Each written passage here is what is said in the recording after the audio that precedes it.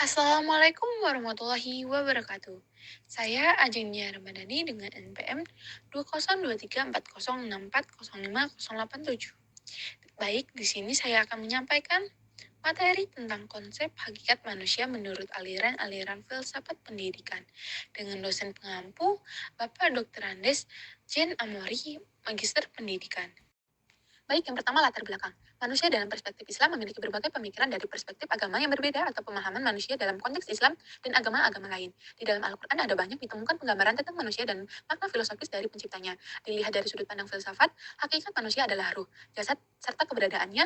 Pemahaman tentang awal mula menjadi manusia dijadikan manusia sebagai acuan atau perspektif dalam merencanakan tujuan instruktif bagi manusia.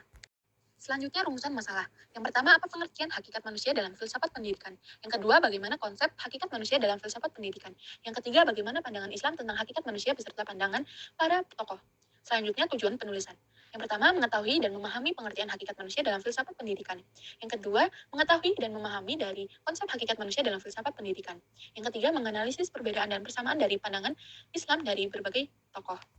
Selanjutnya pengertian. Manusia adalah makhluk Allah Subhanahu wa taala yang paling mulia. Dia diciptakan di muka bumi ini sebagai khalifah sekaligus pemimpin di muka bumi ini.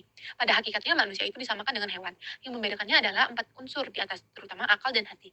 Allah menciptakan manusia sebagai khalifah di bumi yang akan melaksanakan amanah dan pengabdian kepada Allah Subhanahu wa taala.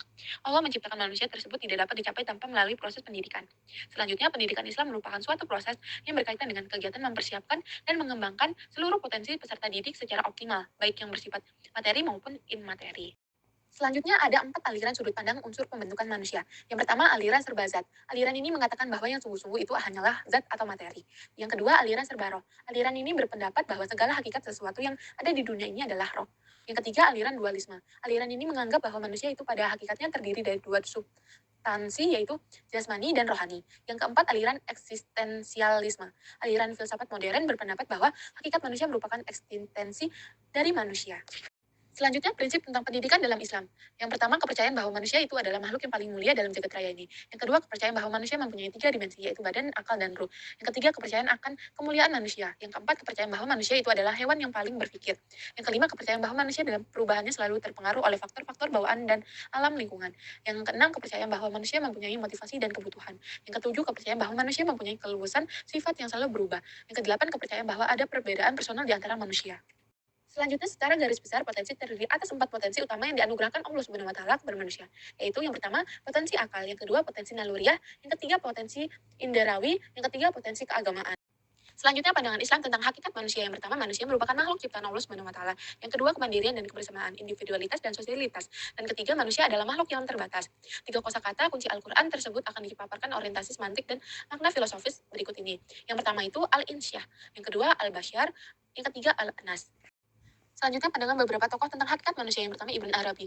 Menurutnya bahwa tidak ada makhluk Allah Subhanahu wa taala yang lebih sempurna dibandingkan dengan manusia. Yang kedua, Al-Ghazali. Menurutnya, manusia merupakan ciptaan Allah Subhanahu wa taala yang terdiri atas 2 unsur, yaitu jasmani dan rohani. Yang ketiga, Muhammad Al-Naquib atas. Menurutnya, manusia adalah bentuk rasional yang memiliki nalar yang menyatu dalam terma yang berkaitan dengan al-hayawan al-natik. Yang keempat, Murtaham Mutahari. Menurutnya, manusia dalam Al-Quran sebagai makhluk pilihan Tuhan, sebagai khalifahnya di bumi, serta sebagai makhluk semi samawi dan sama semi duniawi. Yang kelima, Hasan al-Banna. Menurutnya, bahwa kajian tentang hakikat manusia merupakan kajian yang paling menarik karena unik dan sulit dipahami oleh manusia itu sendiri. Yang keenam, Abdul al-Ala al-Maududi. Menurutnya, manusia adalah hamba yang Allah yang diciptakan dengan dibekali berbagai macam potensi kemampuan.